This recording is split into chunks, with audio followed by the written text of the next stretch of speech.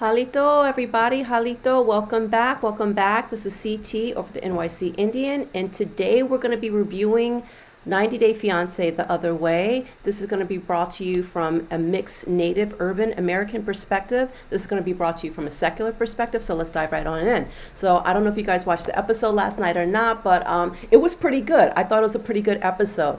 I'm having a good day here today. It's a beautiful spring day in the Pacific Northwest. You can see all the, well, I guess maybe there's too much light. I was going to say you could see all the beautiful flowers and stuff outside. But anyway, I hope you're having a good season and everything. And my kid is not here to photobomb. Unfortunately, I had to take down last week's episode because my little kid was all in the camera, and we can't have that, right?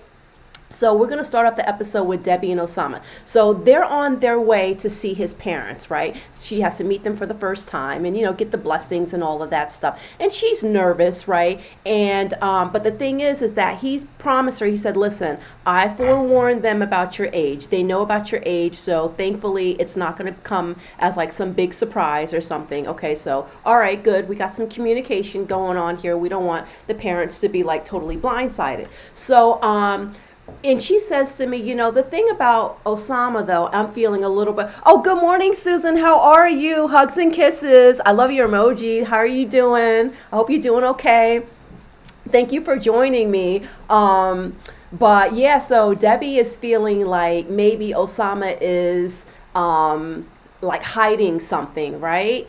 And she's like, I can't quite put my finger on it. So Debbie is, she's dumb enough to get herself in this situation, but she's old enough to still know when something ain't right in the milk. You know what I'm saying? There's a little fly in the milk. So okay, so yeah, so they're on their way there. So then we have Jen and Rishi. So she starts confronting him, from last week about, his text messages with the pictures and stuff like that, where he's all cut up to the gods, honey. Because we all know Rishi. Now, I'm not saying Rishi is plus size or anything like that or chubby, but he definitely has a dad bod, okay? I don't know when those pictures were taken, but the pandemic, pandemic had us, everybody putting on, like a good 30 pounds, but I was like, who is that? That doesn't even look like him compared to now. He was sitting there, you can't tell him he is not Fabio, right? With all that oil running down, it's coming down his chest and everything, and it's showing that little belly. That shit was so funny.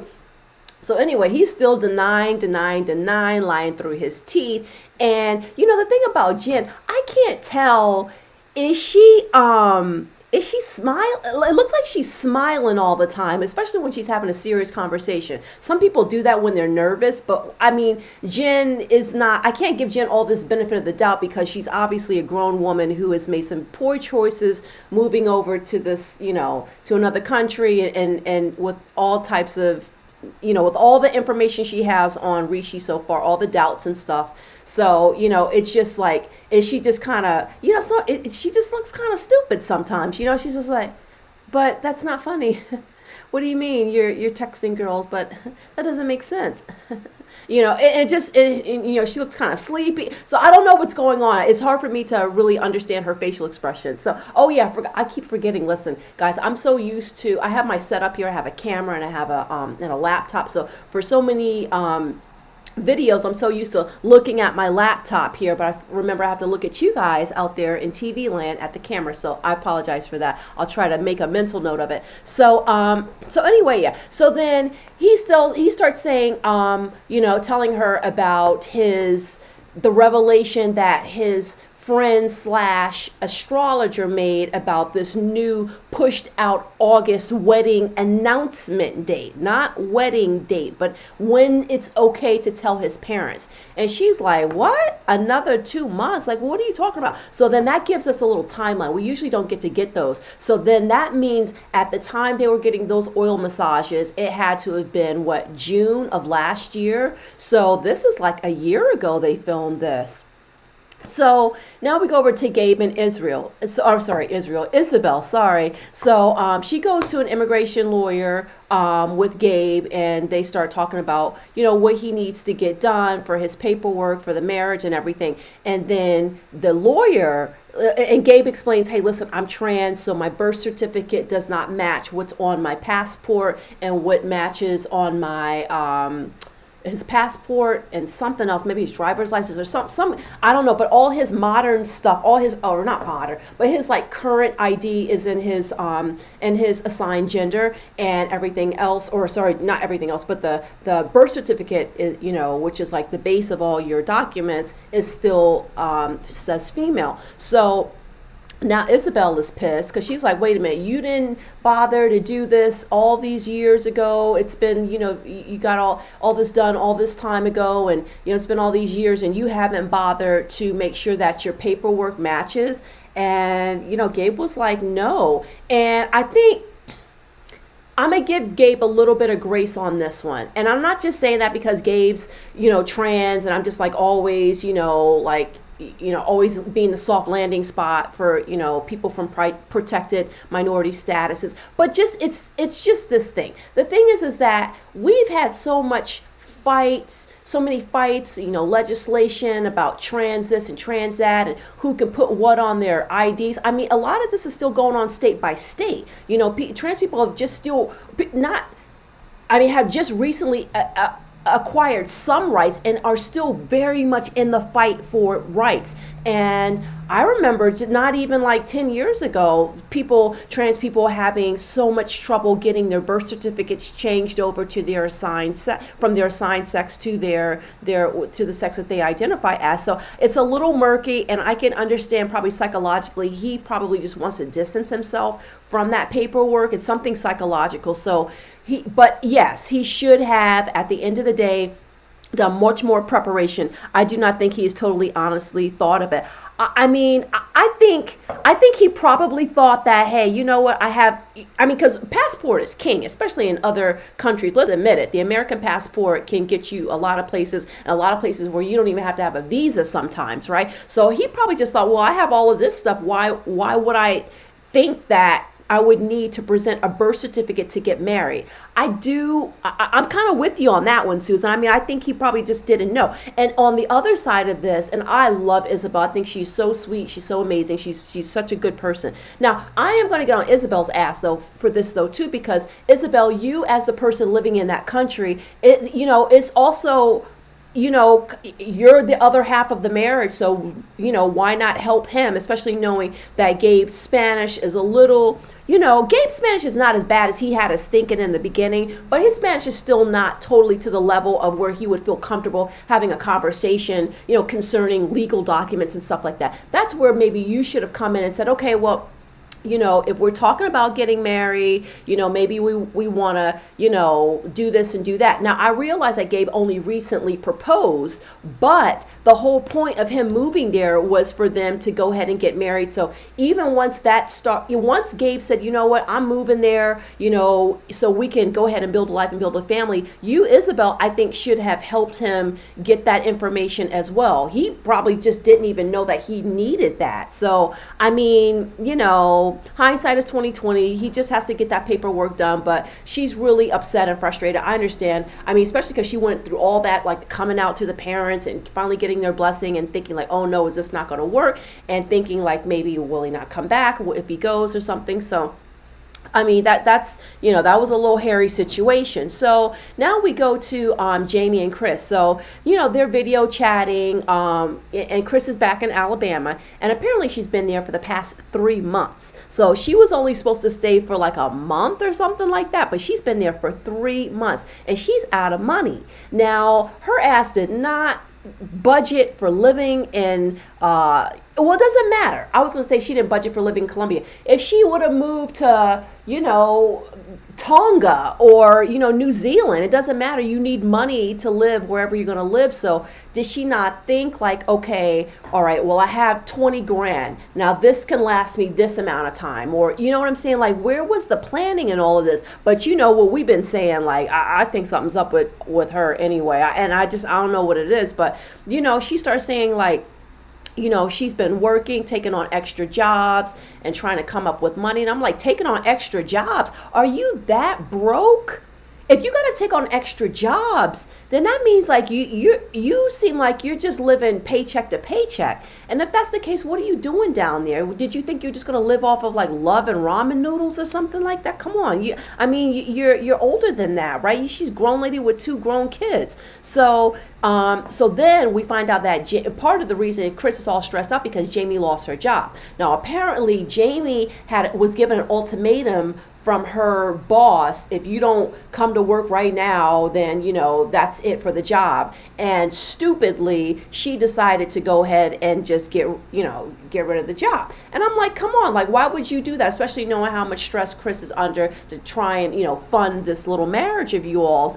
But Chris says that she said that she was okay with it as long as she got a job right away. Now Chris, not knowing how fast maybe employment turnover is or whatever, in Colombia, just not, that's the thing. You're at a disadvantage when you're in a different country. You don't know. So you're relying on the native person that lives there to give you that information and kind of, so I don't think Jamie should have quit her job.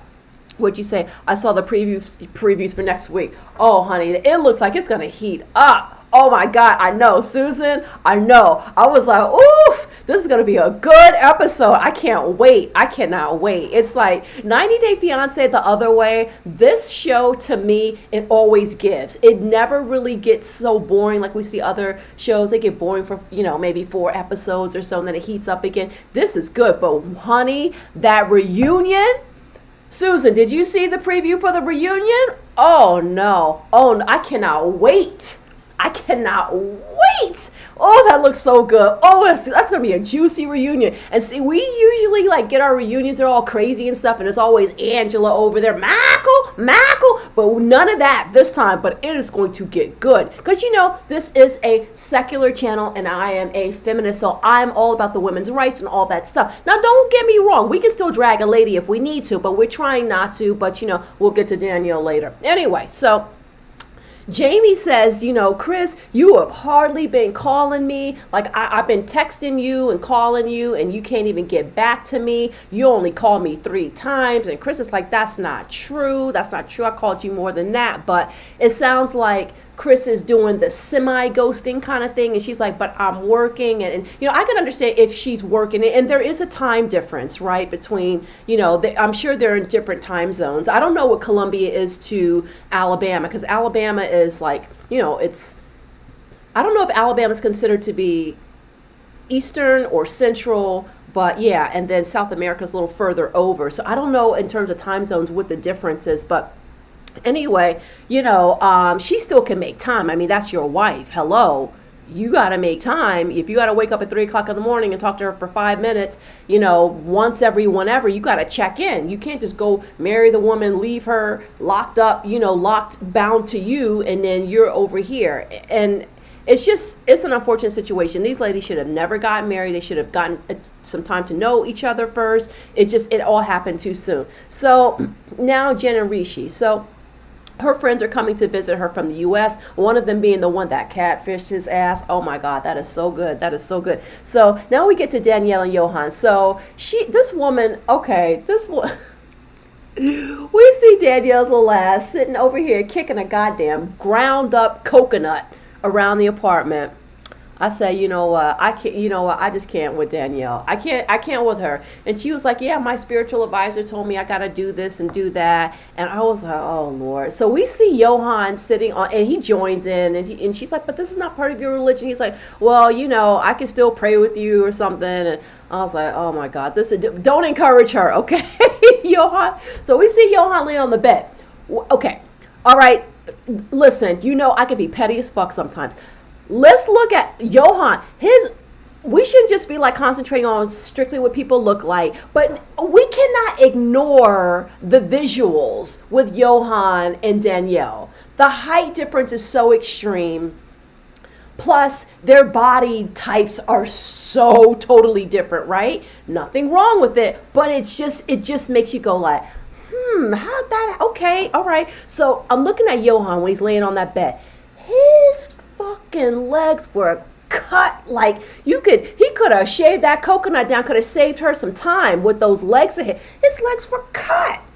I said, okay, now I know he met her in the hotel and he was like some sort of exercise instructor or something like that, but he doesn't claim to be a personal trainer or an athlete. His body is sick, okay? I was just surprised. I could not believe his thigh muscles were just like, they were real sharp. And then we got down to the feet and I said, ooh, Johan, what's going on over here? So the only reason I say that, and I know it's not very nice, but I'm just saying that to say that he had such like malformation in his feet, and that can come from wearing tight shoes. Now, it can also be hereditary. So I say all that to say, not just picking on his feet, but like it was pretty extreme on one foot. And I thought, I want to know more about like his employment history and stuff. I know he comes from a very humble beginning kind of situation. I know that, but did he do something else what did he used to be a dance instructor? So he kept his body cut, but it messed up his feet.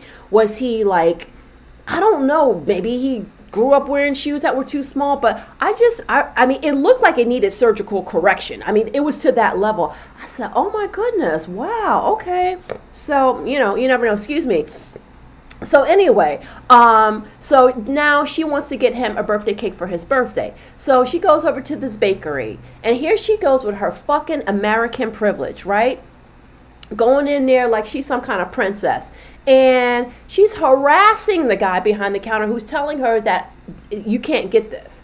We don't have anybody to do it. You can't do it. The answer is no. I said no. He's trying to be nice about it, but she's being a little bit of a pain in the ass. And she's kind of, that New York shit, like even me, I have to dial it back sometimes, right? Because when I'm in different environments, in New York, you can be a fucking savage if you want. You just be aggressive. You be like, look, I said I was, but when you're in different places, you got to kind of go with the tone of the culture and stuff like that. And it is, in Dominican culture is very, like, I like the word in Spanish, amable, like really kind and very, very like, almost, it's almost like babying and hugging. It's a sweet culture, right? So, I don't know how he was, I can't say what, I can't speak for Dominicans, but I can only imagine what that's like when somebody's being very like that. And it's obviously you're American. It kind of feels like, you're being, you're kind of like enforcing your, just being rude, basically, right? I mean, and have we not seen that? Sometimes you see somebody, they're from another culture or something, and then they're maybe the way that they're speaking or something may seem very harsh to you because you're used to a certain culture and they're coming from another place.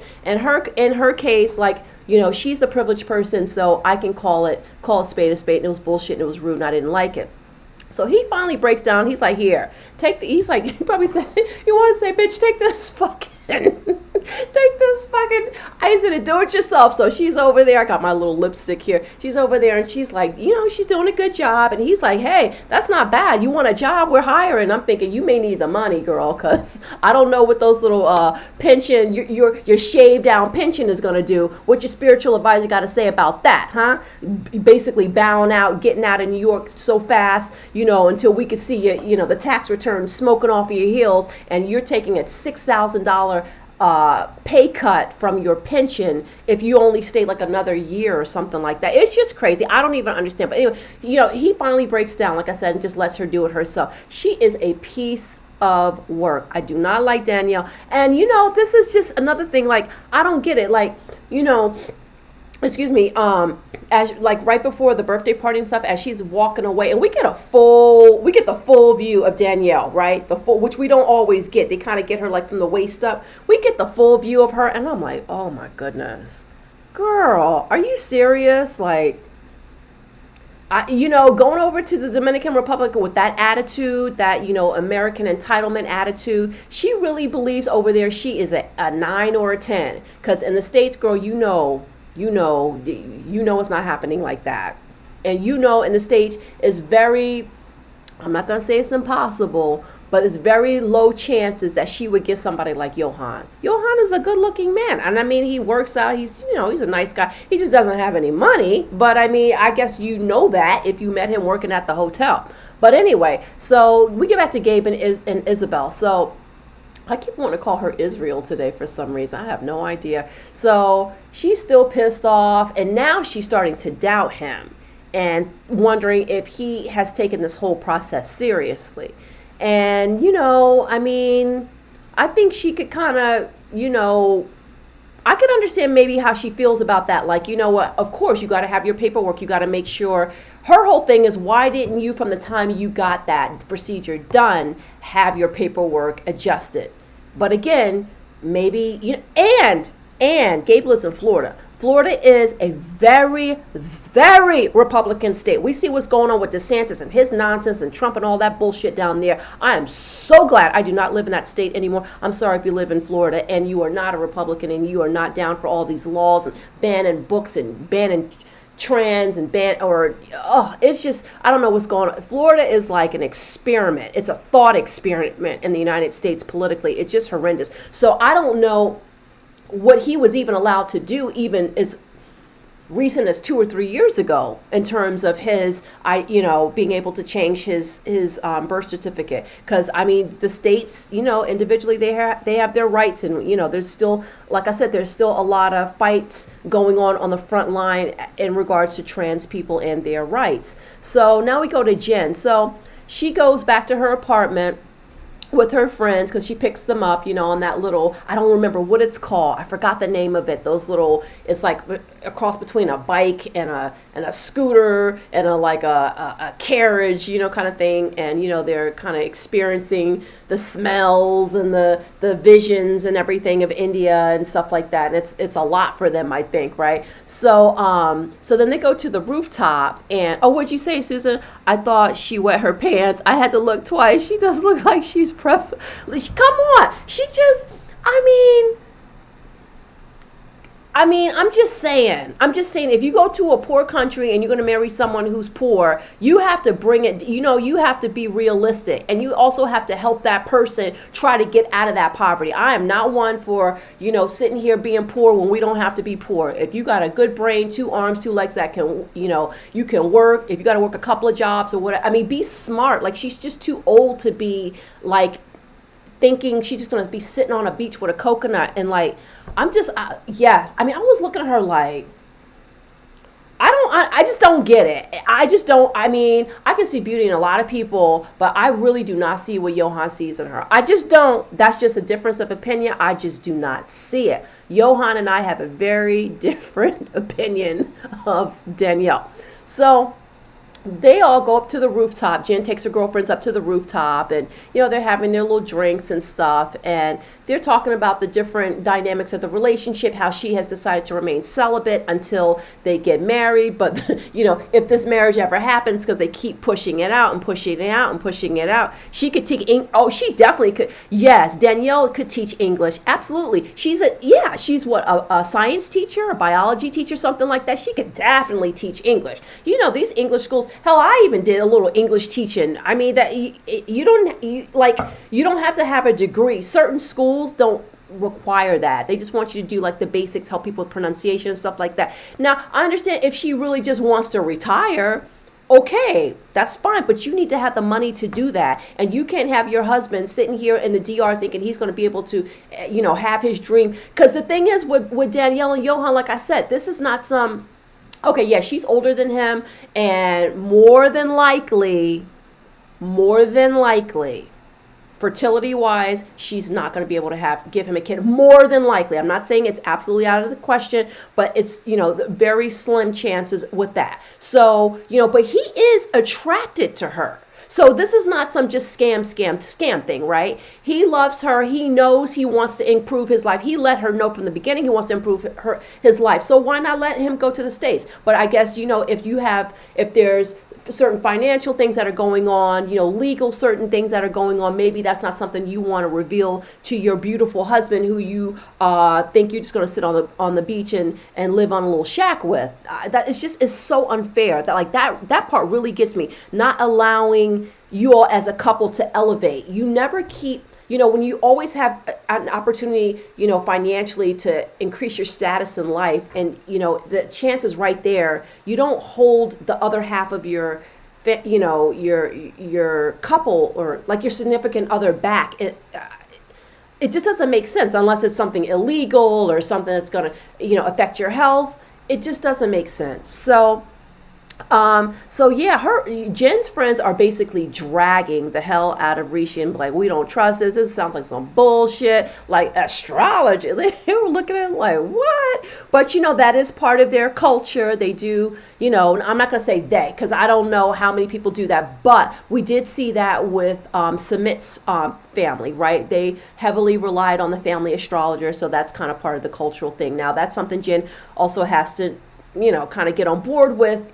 I mean, not like it, but that is part of his culture. But the thing is that if he hadn't been lying and hemming and hawing the whole time, then maybe she could actually say, okay, you know what, I'm not really into this astrology thing that much, but I understand that means that much to you and you believe in it, and it's only 2 more months. Okay. But because he waited, he had her on the back burner. Listen, ladies, never, never, never oh my God, I can't speak today. I cannot speak today. Never let anyone, man or woman, have you sitting there withering on the vine, especially when you're of a certain age, okay? And we're talking about good fertility years or whatever. I don't know, Jen, as far as that's concerned, doesn't sound like she's interested in having children, but she's been married before, right? Don't have somebody just sitting there, like having you just waiting. It's ridiculous. She's too old for that. Come on. We're big girls, right? Don't we know better? So now we go back to Debbie and Shama. So they go to his house, right? And it's time to meet the mother, or the whole family. So he warned her ahead of time that his mom is very quiet, so don't take that personally or anything like that. Don't get worried. She's just quiet. So she talks to the family, and she's so like, well, it's so nice to meet you, and I'm just so honored. She's just Debbie. You just gotta love Debbie, right? She's good TV. And the father, he's all over there grinning and stuff, and she's like asking about their ages, and she's telling about her age. And Osama's sister speaks a little bit of English, and Osama is translating for her. So the thing is, what was interesting is when Debbie, Osama told Debbie that he already let the family know ahead of time that she's older, right? Now, when it came to the dad, and Debbie's asking the dad like how he feels about it, and he says, well, basically I can't change his mind. He told me about it, and I just have to let him do whatever he wants to do. And I was like, oh, okay. That's kind of interesting that they seem quite, open. I mean, I was not expecting that, but okay, all right. There's got to be a little something more to this. What else is going on underneath, the rugs and the carpets? And so, Osama's dad is like pouring the tea, and it's all like, really high up, and, and they're talking about like how much mint they should put in the tea and stuff before she got there. And she's like, oh boy, look at that. Oh, you're like a magician over here. Oh, you're sure not in Sugar Bush anymore. She literally sounds like she came out of a Hollywood film from the 1940s. And I wonder if because she's so like artistic and whimsical and fantastical, and yeah, I just made that up, fantastical.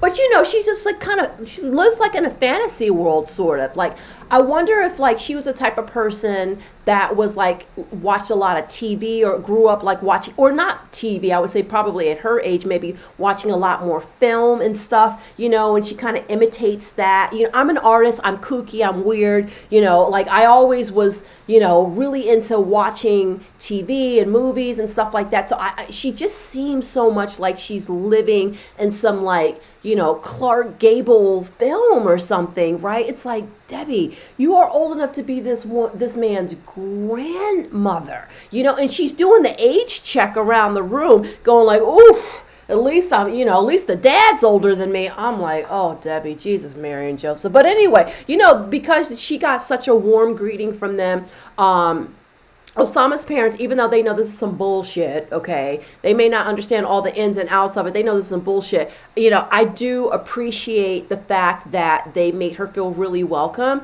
And also, just from a cultural perspective, too, I know that he's from a Berber culture. And this is not something that we usually get to learn about on 90 Day Fiancé. And I wonder how that Berber culture kind of overlaps with, like, the religion and stuff like that, because it's you have like nomadic tribes that are in the northern part of Africa, and they're not all still nomadic or anything, but sometimes they you can mix some of your traditional stuff with what is the mainstream more Islamic culture. So I wonder how that's layered. I wonder if it's not so strict with his family, because his family seem kind of cool. I like them, but anyway, so but yeah, I do want to learn more about the Berber culture. I hope he educates us on that. So yeah, but the parents basically do accept her reluctantly, but they accept her. So Gabe is getting ready to go. He's packing up, and now we find out in this moment that he has not told his mother or his sister that he has proposed, or at least that he was planning to marry Isabel. And I said, "Oh, listen, we got some good tea tonight. I did not know that. I was under the impression that they knew that he was going to be doing that." And he said, "No, I just didn't." He's telling us in the camera in the confessional, "I didn't tell them because I didn't want them to try and stop me or like kind of judge me." And I felt like, okay, that's probably because they know that Gabe kind of does stuff on a whim. This is my guess about Gabe. I have a feeling Gabe kind of just does stuff and doesn't always think it all the way through. I feel like he kind of goes from one thing to another, but it seems like his business is kind of keeping him grounded and kind of doing one thing and sort of sticking with it because it's working for him. So I just feel like maybe that's part of, because Gabe's still kind of young. He seems a little bit, I wouldn't say immature, but maybe a little bit immature, just a little bit, right? So I'm thinking that's why he didn't tell them, because he already knows that they're going to be like, "Oh my God, Gabe, what are you doing now? Don't go down there breaking that girl's heart, starting a whole family and getting them all thinking you're going to be living there, and then that in 6 months you'll be wanting to do something else." So I think that's what that is. And then Isabel says that she feels as though well, she's upset about that because she wants to feel like they embrace her and everything. She said that only on video, it's been like a quick hello, goodbye, but nothing more deep. And Isabel her heart is so in this, right? She is so invested. There is nothing like, she is so intentional, right, about her marriage. And I feel as though like my heart was breaking when she was saying that, because she wants that warmth, she wants that acceptance from his family, and that has more to do with Gabe, I think, than it has to do with Gabe's family. But who knows? Maybe they seem to be nice. I mean, they seem like they would totally accept her. I mean, I didn't see any reason why they wouldn't, right? So I feel like it's something with Gabe. And then she says, "I also feel that because it's possible that they won't accept me and that Gabe will go back home and they'll convince Gabe to stay there." And just trying to imagine myself being in her position for a moment. You're in Colombia, you're about to marry an American, but there's no plans to leave Colombia. You're just thinking about continuing your life as already is there in your homeland, right? And this person who you only have access to when they come there, you can't, I don't know if she can just hop on a plane and come to the States. Visa, money, things like that. She has kids, so she can't just up and go the way Gabe can, right? And I really feel like she's so afraid, and I felt so bad for her in that moment, because I want Isabel to feel accepted, because we went through such a hurdle of watching her introduce Gabe to the family and Gabe coming out, and then with like their heavy Christianity still accepting Gabe.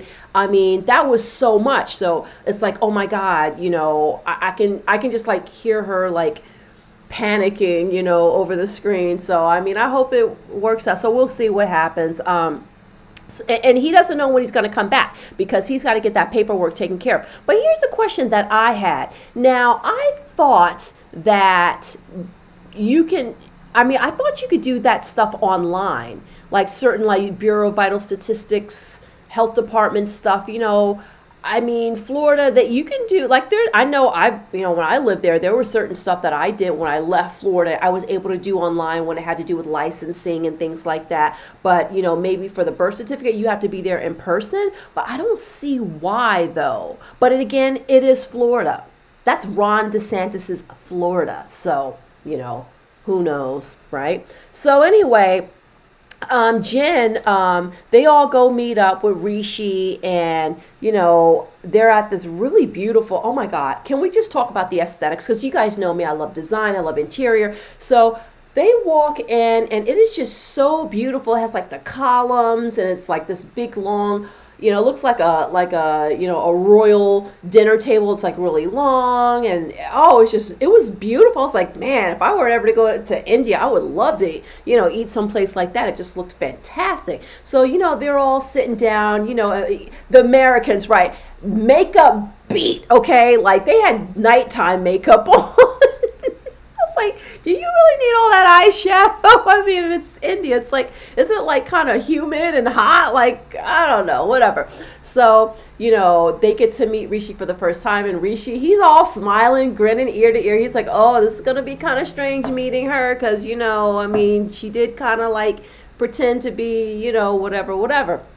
So, finally he brings it up and he says, about how he thought that basically she was just, pulling his leg. He said earlier in the episode to Jen that when he first got the message from her, Jen was already in the States, so he didn't know if those two were together behind the computer, like, having some fun. And he said, oh yeah, I was just having fun with her too. And she was like, well, why did you block me then if you just, if you just thought it was all, fun and games? He is lying at every turn. At first he's like, well, at first, I just thought it was just fun and games and everything. And then I blocked you because I felt like it was inappropriate. See, look, here's a list of all these other numbers here and these other messages and these people here. I blocked them because they're trying to get with me or they're leaving me messages that I feel like are inappropriate. And Rishi, see, now Jen is not really hip to Rishi's game all the way, but I can, like, he has so many holes in his story, but Rishi kind of looks like, I mean, if you're more of a soft person, right, you might just buy Rishi's bullshit, because he kind of seems like, oh no, I mean, I'm just kidding around. I mean, that was nothing. He just kind of keeps it very lighthearted. He'll just flip his hair, adjust his ponytail or something. And it's like, no, use your instinct. It's there for a reason. It's there to let you know when, you in danger, girl. Anyway, so yeah, so they're having this conversation. Now, then the conversation switches over to about how his parents are still, or have been over the past couple of years, looking for a bride for him, and how she felt about that. And that, that he is, he's like, but yeah, they've been looking for a woman for me for a while. She's like, but you said that it was only for, that one time or something, and come to find out it's been going on for a couple of years. And he's like, well, I mean, I can't control what they do. Like, I rejected their offers. They brought me 2 or 3 women, and I didn't want to have anything to do with that. And she's like, what do you mean? You didn't say that they came to you with different people. He's like, yeah, I mean, they brought me 3 or 4 women. I'm like, okay, is it 2? Is it 3? Or is it 4? Okay, Rishi. I was like, Rishi his story is like Swiss cheese, okay? Swiss cheese. So now she's pissed. She's like, I didn't know that. I'm like, Jen, what difference does that make? Now, to me, I feel like that was stupid. Who cares? You already knew that his parents are trying to hook him up with somebody. You already knew that he was trying to keep from you that they've been trying to hook him up with somebody. What difference does it make if they showed him a phone or a picture? And that's usually, I think, I mean, he didn't specify, but I'm imagining that the parents brought a picture, oh, this is the girl from the so-and-so village. She's single, comes from a good family, blah, blah, blah, blah, blah, blah. She's the same religion, blah, blah, blah. That, I mean, to me, that really wasn't something to get upset over. Everything else, yes, but I mean, who cares? That's just part of the matchmaking process. So I didn't see why she was, all getting her panties, knotted up and stuff like that. So, she, like I said, she runs off. She's tired of his lies. So now we go over to Danielle. This is the final scene. So she decides to throw him a surprise birthday party, right? And so they sing happy birthday and everything. I guess she's arranged it. He's surprised. He said he's never had something like this before. And, everybody seemed really happy. And then I guess that was his dad. I don't know if that was his dad or uncle, but he goes, so are you going to thank her? And he was like, I already did. And I was like, that's right, Johan. As long as you said it once, that's all that counts, because I can't stand Danielle. And then she was like, that's it. I'm out of here. I'm leaving. And she gets up, and I'm like, girl, please, please, please, please, with the theatrics, right? And she's like, he goes to see like what's wrong with her, and she's like, I am mucho embarrassed, okay? And, I don't appreciate this, and, you're just ignoring me. And he was like, pero yo te dije la otra día que tú hiciste ante mi cumpleaños, okay? For everybody who doesn't speak Spanish, you were sitting there talking mad shit the other day, right before my birthday. One day before my birthday. He said, I'm not over that. You were insistent upon seeing this man when I told you that I felt disrespected. Now, he didn't raise his voice. He wasn't crazy. He didn't get violent or anything. He just said, listen, I don't like this. For me, this is crossing boundaries, okay? And within my marriage, I don't want you hanging out with an ex. And personally, I told you guys last week, if you didn't catch my review, I don't feel that is something unreasonable to ask for. I wish my husband might sit here and say, oh yeah, I'm going to go hang out with my girlfriend, my ex-girlfriend, we're going to go to the park. What, excuse you? Right? That's just, no. So she thinks that, she's just going to brush this over, have his birthday, and then they'll go back to having this conversation later. But he's still heated. He feels disrespected. And I feel like Johan has been very patient with her, but he feels very disrespected. I mean, it's bad enough she already promised him a trip to America, and then she's going to pull that back. I hate that. He married you thinking he was going to be able to build his life. Not to say build his life off of you, but at least you're together. That's part of the privilege. That, right? I mean, come on. Like, oh my God. So yeah, she's mucho embarrassed, honey. You work on your Spanish, okay? So then, he just basically, said to her, like, he's basically like, I really don't care. He's like, I'm going to go and enjoy my party. He basically checked her. And I was like, damn, Johan, I guess that's what you got to do, right? And, I was here for all of it. So, she said she's leaving. And, his attitude was like, well, get the fuck on then. I was like, damn, Johan. Johan said, I got a party to enjoy, bitch. This is That was so funny. Oh my God. These people have me swearing more than usual this episode. That was so good to me. I enjoyed that. But anyway, yes, if you guys are coming in late, Susan and I were talking about the upcoming scenes from next week. Oh man, I can't wait to see that. And I cannot wait for that reunion. Oh my God, that's going to be so good. That is going to, popcorn. Definitely have your popcorn ready. And if you like good popcorn, you can order some like zebra popcorn and mix all the different flavors, because you're going to need some good gourmet popcorn for that reunion. Okay, guys? So anyway, that's it. I'm logging off now. I will see you guys on Thursday for Married at First Sight. I will see you on Saturday for Love After Lockup. I'm about to restart a new live, and I'm going to be reviewing Seeking Brother Husbands in a couple of minutes. And that's it. If you guys enjoyed the video, please give it a thumbs up. Please subscribe and share it with your friends. And yeah, take care, stay safe, and Chipi Salacho.